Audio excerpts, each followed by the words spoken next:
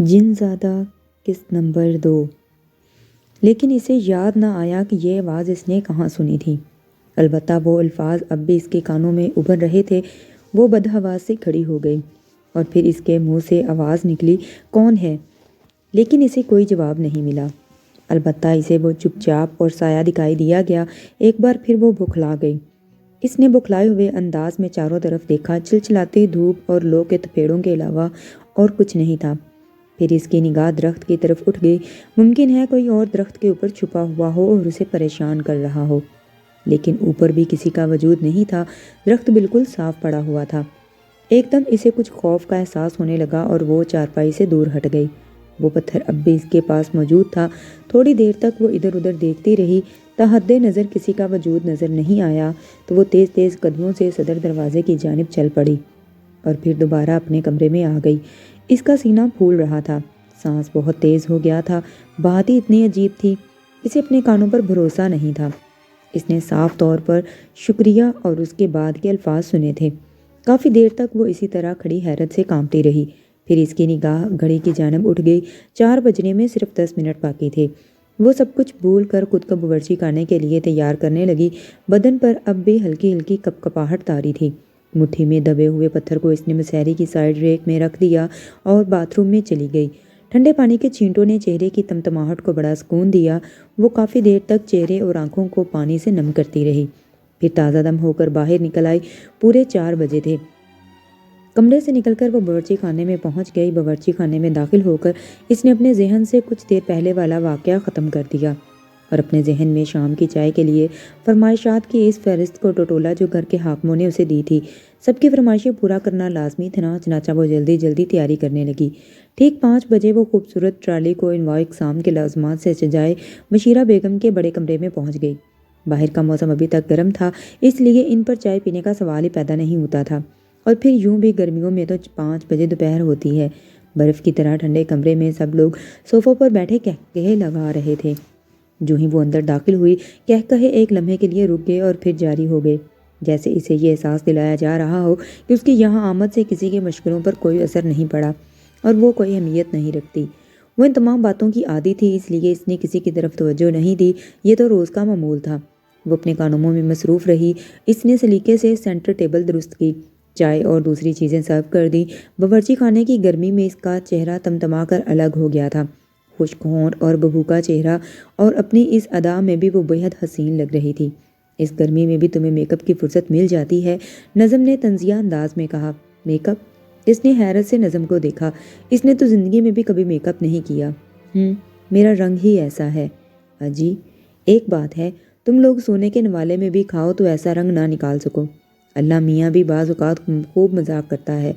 مشیرہ بیگم نے فوراً ہی ٹکڑا لگایا، لیکن ان کی اس بات میں بھی نظم اور نثر نے اپنی تضحیک محسوس کی تھی۔ آپ جب بھی بولیں گی کفن پھاڑ کر ہی بولیں گی مشیرہ خالہ، نظم نے منہ بنا کر کہا۔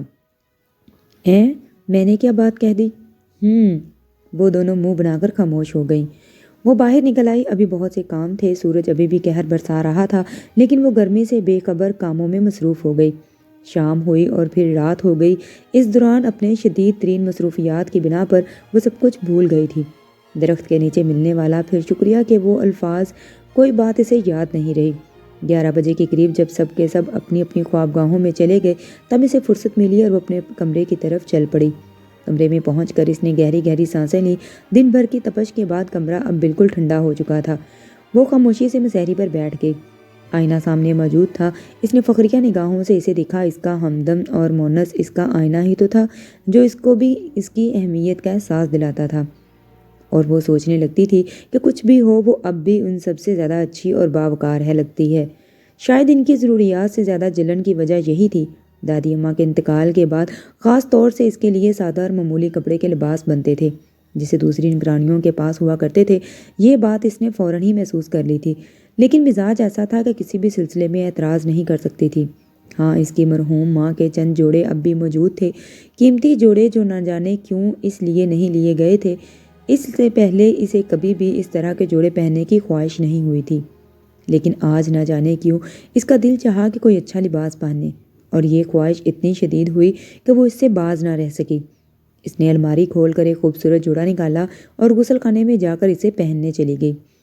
زرکار جوڑے نے جو اسے سحر انگیز بنا دیا، اس نے باہر نکل کر آئینے میں اپنی شکل دیکھی اور خود ہی شرما گئی۔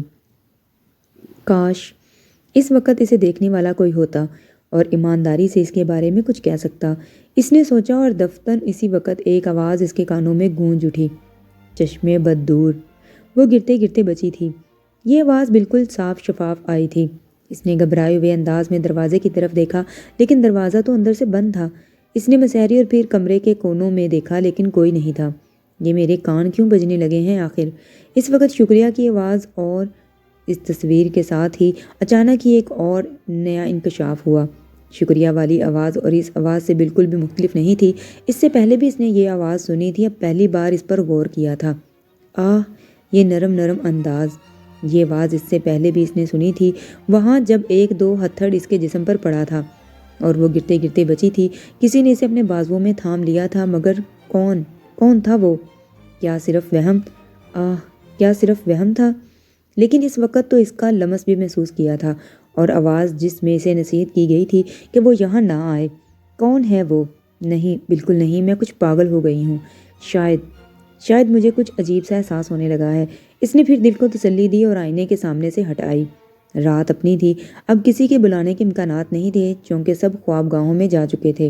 وہ انہی کپڑوں میں بستر پر لیٹی اور تکیہ اونچا کر کے دراز ہو گئی۔ لیٹے لیٹے اسے اچانک اس خوبصورت پتھر کا خیال آیا۔ اس نے جلدی سے مسحری کے برابر کی دروازہ کھولی اور پتھر نکال لیا۔ اس بار اس نے بالکل اجنبی نگاہوں سے اس پتھر کو دیکھا تھا اور سوچا تھا کیا پیارا پتھر ہے۔ پھر اسے چمکانے کے لیے اس نے اپنے لباس سے رگڑا۔ پتھر در حقیقت ایک دم سے بھڑک سا اٹھا، لیکن اس کے ساتھ ہی کمرے کے اوپر روشن دان سے کوئی پرندہ اندر گھس آیا۔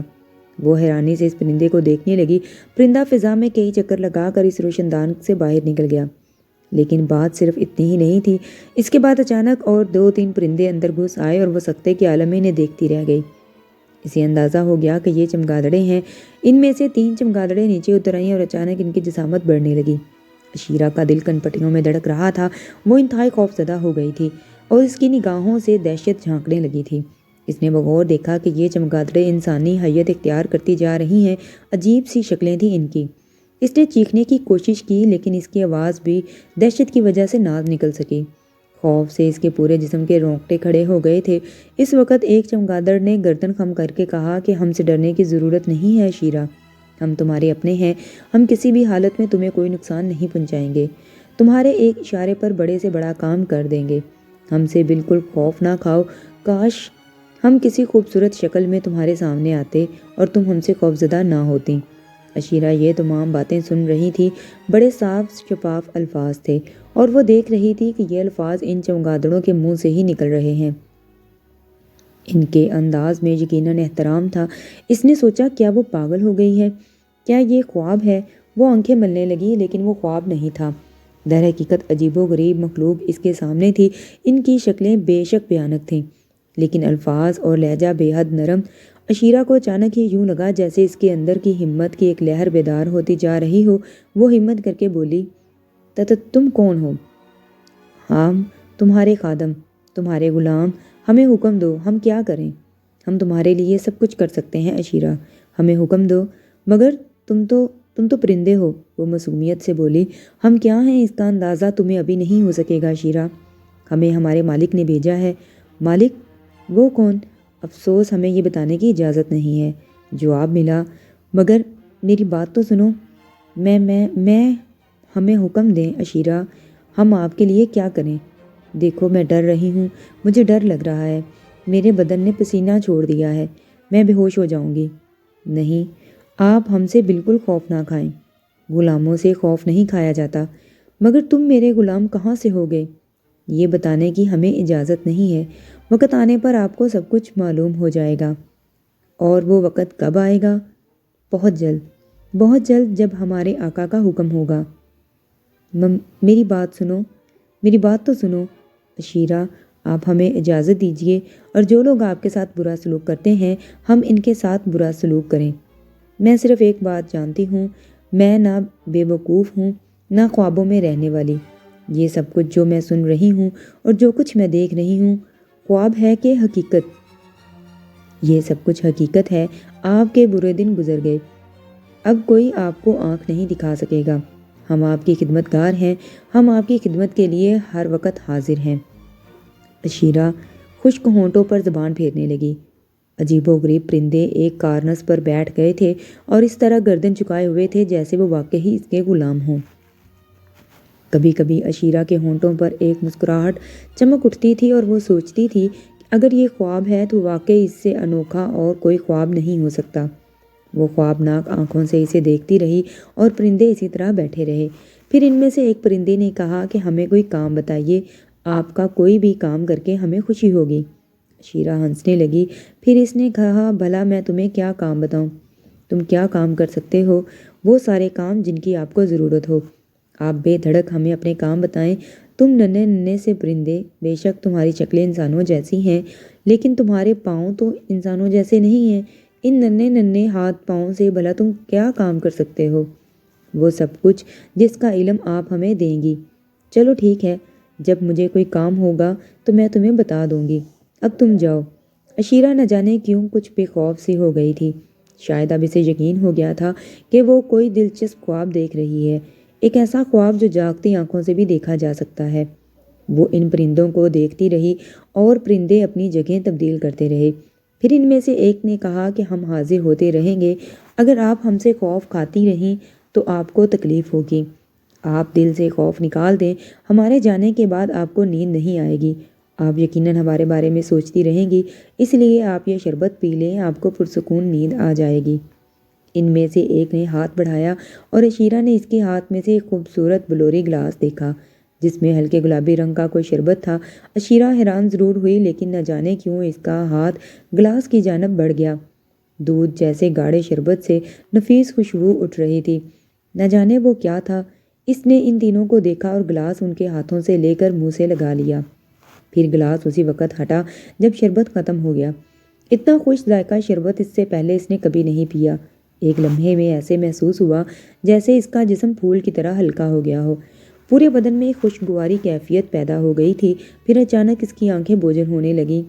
وہ آنکھوں کو بھینچ کر سر جھٹکنے لگی، لیکن نیند اس طرح ٹوٹی کہ فوراً ہی تکیے پر سر رکھ کر گہری نیند سو گئی۔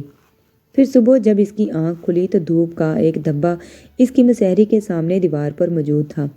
یہ دھبا ٹھیک 7:45 تک یہاں پہنچ جاتا تھا۔ اچانک ہی اس کے ذہن میں ایک ضرب سی لگی۔ 7:45 آ گئی موت۔ اس نے بدحواسی سے سوچا۔ ٹھیک 8 بجے گھر کے تمام افراد ناشتے کی میز پر ہوتے تھے اور انہیں ناشتہ دے دینا اس کی ذمہ داری ہوتی تھی۔ گویا صرف 15 منٹ باقی ہیں۔ اس کے ہاتھ پاؤں پھول گئے۔ آج ضرور موت آ جائے گی۔ انہیں ناشتہ نہیں ملا تو وہ سب کے سب اسے کھا جائیں گے۔ صرف ایک لمحہ یہ سوچ کر اس کے ذہن میں جاری رہا۔ اس کے بعد وہ بجلی کی طرح مسحری سے اٹھ گئی۔ اس کے جسم پر وہی کپڑے تھے جو اس نے رات کو تبدیل کیے تھے۔ اس وقت یہ کپڑے بھی اس کے لیے وبال جان بن گئے۔ انہیں اتارنے میں بھی 2-3 منٹ خرچ ہو جائیں گے۔ اگر انہوں نے اسے ان کپڑوں میں دیکھ لیا تو مزید مصیبت۔ میرے اللہ، مشکل آسان کر۔ اس کے حلق سے روندی ہوئی آواز نکلی۔ کپڑے بدلنا ضروری تھا ورنہ ہزاروں سوال کیے جاتے۔ پوچھا جاتا کہ بی بی رات کو تیار ہو کر کہاں گئی تھی، خاص طور سے مشیرہ بیگم جو اس کے لیے بہت بڑا عذاب تھیں، اور یوں لگتا تھا جیسے ان کی ڈیوٹی صرف اسی پر لگی ہے۔ ایک ایک بات پر نکتہ چینی، کپڑے بدلنے کے سوا اور کوئی چارہ باقی نہیں تھا۔ اس نے بڑی پھرتی سے کپڑے بدلے، منہ پر الٹے سیدھے چھینٹے مارے، بالوں کو بھی نہیں سنوارا اور باورچی خانے کی طرف چوروں کی طرح دوڑی اور کوئی اسے دیکھ نہ لے۔ مشیرہ خالہ کی لان تان اس کے کانوں میں گونج رہی تھی۔ وہ کہہ رہی تھی کہ گھوڑی ہو رہی ہے، دیوانی ہو گئی ہے، کیسی مست نیند سوتی ہے، کمبخت سوئی ہوگی۔ ذرا دیکھو طاہرہ، اس کا کوئی حل نکالو، یہ ہاتھوں سے نکلتی جا رہی ہے۔ اس طرح کی بے شمار باتیں ہانپتے کانپتے دل سے وہ باورچی خانے میں داخل ہوئی۔ اسے تو کوئی بہانہ بھی نہیں سوجھ رہا تھا کیونکہ جھوٹ بولنے کی عادت نہیں تھی۔ دروازے سے اندر قدم رکھا تو اچانک ہی دل پر ایک گھونسا سا پڑا۔ پاؤں اپنی جگہ جم کر رہ گئے، ہاتھ پاؤں کچھ اور پھول گئے۔ نہ جانے ناشتہ کس نے تیار کیا تھا۔ تمام ناشتہ تیار تھا۔ چائے کا پانی کیتلی میں کھول رہا تھا، ہر چیز کرینے سے رکھی گئی تھی۔ یا خدا، کیا گھر والوں نے اسے سوتے ہوئے دیکھ لیا ہے؟ کسی اور نے ناشتہ تیار کیا ہے؟ اگر یہ بات ہے تو پھر تو آج سارے بال نوچ لیے جائیں گے۔ سب کچھ کس نے کر ڈالا؟ ویسے گھر میں نظم اور نثر کو تو کوئی سلیقہ نہیں کہ اتنی نفاست سے پورا باورچی خانہ سنبھال دیں۔ انہیں تو اگر یہ کام سونپا جاتا تو پورا دن لگا کر بھی وہ یہ سب کچھ نہ کر سکتی تھیں۔ کیا ہوا کس نے کیا؟ اب پیچھے سے کوئی آئے گا، اس کی چوٹی پکڑی جائے گی، اسے لات مار کر باورچی خانے سے نکال دیا جائے گا۔ جب نیند ہی تجھ پر مہربان ہو گئی تھی تو پھر یہ سب کچھ کرنے کی کیا ضرورت تھی؟ بھول جا اس بات کو کہ تو ہی ہمیں کھانے پینے کو دے گی، اس سے پہلے بھی تو اور کچھ کیا جا سکتا ہے۔ پھر وہ نوکروں کے بارے میں سوچنے لگی۔ کوئی نوکرانی اتنی باسلیقہ نہیں تھی کہ یہ سارے کام کر ڈالتی۔ پھر یہ سب کچھ کس نے کیا؟ بہرحال اب جو کچھ بھی ہوگا دیکھا جائے گا۔ اس نے باری باری قدم اٹھائے اور چائے کا پانی اتار لیا، اب دوسری کیتلی میں ڈال کر پتی ڈالی اور سر پوش ڈھک دیا۔ پھر تمام چیزیں اس نے ٹرالی پر سجائیں۔ دل میں ہول اٹھ رہا تھا کہ اب اس کی طرف کوئی آیا اور اس پر ٹوٹ پڑا، لیکن کوئی نہیں آیا۔ وہ دبے سہمے کمروں سے ٹرالی کھینچتی ہوئی باورچی خانے سے نکل آئی اور ناشتے کے کمرے کی طرف بڑھنے لگی۔ اس کا انداز ایسا ہی تھا جیسے مجرم پھانسی کے تختے کی جانب لے جایا جاتا ہے۔ ناشتے کے کمرے میں حسب معمول سب موجود تھے۔ وہ نظریں اٹھائے کانپتے ہوئے دل کے ساتھ میز کے قریب پہنچی۔ سب خاموش تھے، جیسے کوئی بہت اہم بات ہو گئی ہو۔ اس نے ناشتہ میز پر لگایا، بدن تھا کہ تھر تھر کانپ رہا تھا، ہاتھوں میں ریشہ پیدا ہو رہا تھا۔ آخر کار اپنے ہاتھوں سے اس نے ناشتہ سرو کیا۔ کسی نے کچھ نہیں کہا اور ناشتے میں مصروف ہو گئے۔ اب اس کے اندر حیرت جاگ رہی تھی۔ اس کی نظریں اٹھا کر اس نے سب کے چہروں کو دیکھا۔ کیا وہ سب پاگل ہو گئے ہیں؟ اگر نہیں تو انہوں نے اس ناشتے کے بارے میں اس سے کیوں نہیں پوچھا؟ اسے برا بھلا کیوں نہیں کہا؟ لیکن ان میں سے کسی کے چہرے پر ایسے اثرات نہیں تھے۔ یا خدا یہ کیا ماجرا ہے؟ کیا ان لوگوں میں سے کسی نے ناشتہ تیار نہیں کیا؟ اچانک ہی مشیرہ خالہ نے پیالی آگے بڑھائی۔ میرے لیے چائے ڈال دے۔ وہ کسی مستعد بیرے کی طرح آگے بڑھی۔ اس نے مشیرہ خالہ کی پیالی میں چائے ڈالی اور پیچھے ہٹ گئی، پھر بھول گئی۔ اللہ توبہ! اری دیدی، اچھال روزانہ کہتی ہوں میری چائے میں نمک ڈال دیا کر، مگر شہزادیوں کو غلاموں کی باتیں کہاں یاد رہ سکتی ہیں؟ مشیرہ خالہ کو آخر کار موقع مل ہی گیا۔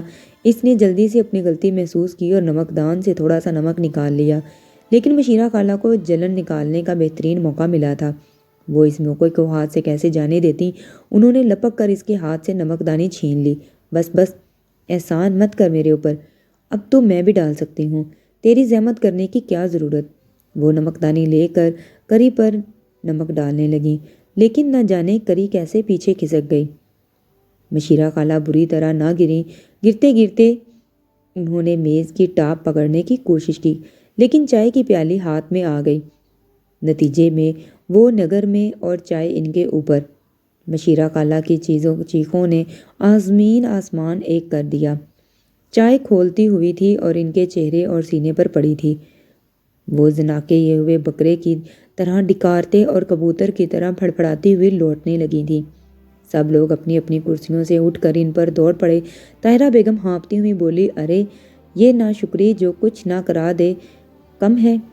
ارے خدا کے لیے میری بہن کو بچاؤ، ارے خدا کے لیے۔ مشیرہ بیگم پر جھک پڑیں۔ مشیرہ بیگم کے حلق سے صرف ایک ہی آواز نکل رہی تھی، ہائے میں مر گئی، ہائے مار ڈالا، ہائے میں مر گئی، ہائے مار ڈالا۔ بہرحال دوسرے لوگ بھی مشیرہ خالہ کی جانب متوجہ تھے، اس لیے مشیرہ کو ڈانٹنے ڈپٹنے کا موقع نہیں ملا تھا۔ سب سے پہلے مشیرہ بیگم کے لیے کچھ کرنا تھا۔ تمام گھر والے ناشتہ وغیرہ بھول تو گئے، مشیرہ بیگم کو دیکھ کر بھول بھال ہونے لگی۔ تایا ابو ڈاکٹر کو فون لگانے کے لیے دوڑ گئے۔ دوسرے لوگ مشیرہ خالہ کو اٹھا کر دوسرے کمرے میں لے جانے لگے۔ ایک عجیب ہنگامہ برپا ہو گیا۔ وہ سوچ رہی تھی کہ اب ان تمام باتوں میں اس کا کیا قصور ہے؟ مشیرہ خالہ کو تو ایسے موقعوں کی تلاش ہی رہا کرتی تھی۔ انہوں نے نمک ہی کو بہانہ بنا لیا۔ اول تو جہالت کی بات نہ تھی کہ چائے میں چینی کے ساتھ نمک بھی ڈالا جائے، لیکن بہرحال جو کچھ بھی نہ کرتی کم تھا۔ ان کی حرکتیں اس طرح کی ہوا کرتی تھیں، مگر اس کے سوا انہیں واقعی زبردست سزا ملی تھی۔ انہوں نے خود ہی اٹھ کر نمک دانی چھیننے کی کوشش کی تھی۔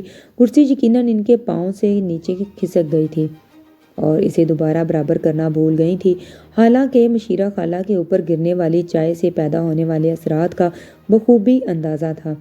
ایک دو بار چائے اس کے ہاتھ پر گر چکی تھی اور وہ جانتی تھی کہ جلن کیا ہوتی ہے، چنانچہ اسے افسوس بھی تھا۔ لیکن مشیرہ خالہ نے جس طرح چیخ دھاڑ مچائی ہوئی تھی، اس پر اسے ایک دم ہنسی آ گئی۔ شکر تھا کہ اس وقت سارے لوگ کمرے سے باہر نکل گئے تھے، ورنہ ہنسی بھی اس کے لیے عذاب بن جاتی۔ البتہ دل میں اس نے سوچا، غصے کا انجام برا ہی ہوتا ہے، ابھی وہ سوچ کر بیٹھے ہی تھے کہ اس کے کان کے قریب مکھی جیسی بنبناہٹ ابھری۔ آپ کے ساتھ برا سلوک کرنے والوں کا یہی انجام ہوگا عشیرہ، جو بھی آپ کے ساتھ برا سلوک کرے گا ہم اس کا برا حشر کر دیں گے۔ بڑے صاف الفاظ سنائی دے رہے تھے، الفاظ باریک سی تھی لیکن الفاظ پوری طرح سمجھ آ رہے تھے۔ وہ پھر خوف سے اچھل پڑی۔ یہ الفاظ سعد کا وہم نہیں تھے، انہیں اچھی طرح محسوس کیا جا سکتا تھا۔ اسے وہ خوفناک لمبے دانتوں والی چمگادڑ نما مخلوق یاد آ گئی۔ اس نے گھبرائے ہوئے انداز میں چاروں طرف دیکھا۔ وہ معصوم اور سیدھی سادی ضرور تھی لیکن پے در پہ واقعات کو نظر انداز نہیں کر سکتی تھی۔ تمام واقعات ایک ہی سلسلے کی کڑی معلوم ہوتے تھے۔ اس کا مطلب ہے کہ کوئی پراسرار قوت اس کی مدد کر رہی ہے، لیکن کون؟ آخر کون؟ اس کا ذہن یہ گتھی حل نہیں کر پا رہا تھا۔ پتہ نہیں کیا ہو رہا ہے، کس کی نظر عنایت ہو گئی تھی اس پر۔ بہت کچھ سوچتی لیکن سمجھ میں کچھ نہیں آتا تھا۔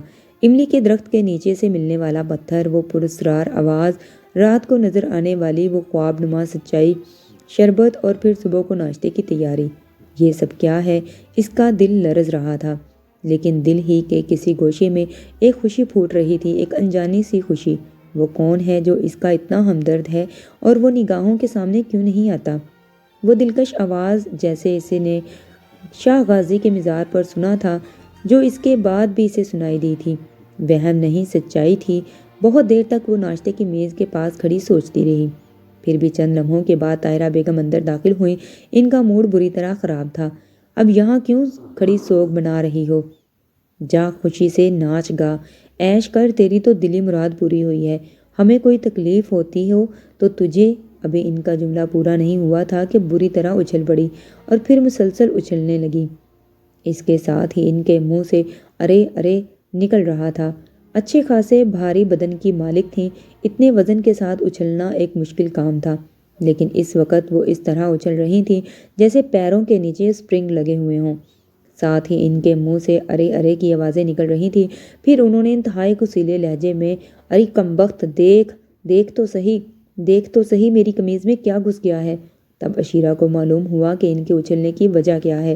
اس نے بمشکل تمام طاہرہ بیگم کے بدن میں پھنسی ہوئی قمیض کو اٹھایا تو ان سے ایک چھپکلی نکل کر فرش پر دوڑنے لگی۔ طاہرہ بیگم چھپکلی سے تو بے پناہ ڈرتی تھیں، ان کی چیخیں بھی کسی طرح مشیرہ بیگم سے کم نہیں تھی۔ یہ تصور ان کے لیے انتہائی بھیانک تھا کہ ان کے بدن پر چھپکلی رینگتی پھر رہی تھی۔ ان کی چیخیں بھی باہر سن لی گئی تھیں۔ ابھی خالہ مشیرہ کی تیمارداری ہو رہی تھی کہ سب لوگ ان کو چھوڑ کر ناشتے کے کمرے کی طرف دوڑ پڑے، جہاں سے طاہرہ بیگم کی آوازیں ابھر رہی تھیں۔ طاہرہ بیگم اب بھی چیخیں ماری جا رہی تھیں۔ ارے کیا ہوا، کیا ہو گیا؟ معظم علی نے گھبرائے ہوئے لہجے میں پوچھا۔ طاہرہ بیگم پسینے میں شرابور ہو رہی تھیں، اکھڑے ہوئے سانس کی طرح ساتھ بولیں، بچ گئی، آج اللہ نے ہی بچا لیا، چھپکلی چڑھ گئی تھی کمر پر، اللہ اس بچی کو خوش رکھے، جان جوکھوں میں ڈال کر چھپکلی نکال دی، ورنہ نہ جانے کیا حشر ہوتا میرا۔ ہائے! طاہرہ بیگم مختصر الفاظ میں ہانپتے ہوئے بولی، لیکن شاید زندگی میں پہلی بار ان کے منہ سے عشیرہ کے لیے کچھ اچھے الفاظ نکلے تھے۔ اصل میں چھپکلی کو ان کی کمر سے ہٹا دینا، اور وہ بھی بغیر کسی حادثے کے، ان کی دانست میں عشیرہ کا بہت بڑا کارنامہ تھا۔ معظم علی نے گہری سانس لی، طاہرہ بیگم کو سنبھالا اور پھر اس کمرے میں لے گئے جہاں مشیرہ بیگم بستر پر نیم مردہ پڑی ہوئی تھی۔ کسی نے ابھی تک عشیرہ کی طرف توجہ نہیں دی تھی، البتہ عشیرہ کے ہونٹوں پر مسکراہٹ ابھر آئی تھی۔ ایک لمحے کے لیے اس کا ذہن اس طرف متوجہ ہوا جب یہ کہا گیا تھا کہ اس کے خلاف اب ایک بھی لفظ برداشت نہیں کیا جائے گا اور الفاظ ادا کرنے والے کو سزا ملے گی۔ نہ جانے اسے یقین کیوں ہو رہا تھا کہ چھپکلی والا واقعہ بھی اتفاق نہیں تھا۔ یقینی طور پر یہ واقعہ بھی کسی انوکھے ذریعے سے ہوا ہے، کیونکہ اس وقت طاہرہ بیگم ہی اس پر لان تان کر رہی تھی۔ اس نے گردن جھٹک دی۔ کیا ہی عجیب بات ہے، جیسے میرا دماغ خراب ہو گیا ہو، بلا وجہ الٹی سیدھی باتیں سوچنے لگ گئی ہوں۔ آخر ایسا کون ہو سکتا ہے جو نظر نہ آئے، بات چیت بھی نہ کرے اور اس کے لیے عمل بھی کرے؟ ہاں، وہ بھیانک چمگادڑیں جن کے منہ انسانوں جیسے تھے، اگر ایسا کر رہی ہیں تو تعجب کی بات ہے، کیا پرندے بھی انسانوں جیسی شکلیں رکھتے ہیں یا اختیار کر سکتے ہیں؟ شکلیں ان کی انسانوں جیسی ہیں اور بدن چمگادڑوں جیسا۔ اس نے ناشتے کی میز کی طرف دیکھا۔ مشیرہ خالہ کی مصیبت نے ناشتہ خراب کر دیا تھا، اب پتہ نہیں گھر کے لوگ ناشتہ کریں گے بھی یا نہیں۔ یہ تو دوستوں کہانی کا دوسرا حصہ آپ کو کیسا لگا مجھے کمنٹ سیکشن میں ضرور بتائیں۔ ویڈیو اچھی لگی ہو تو میرے چینل کو سبسکرائب کریں، ویڈیو کو لائک کریں، شیئر کریں، دعاؤں میں مجھے یاد رکھیں۔ ملتے ہیں پھر بہت جلد اس کہانی کے اگلے پارٹ کے ساتھ، تب تک کے لیے اللہ حافظ۔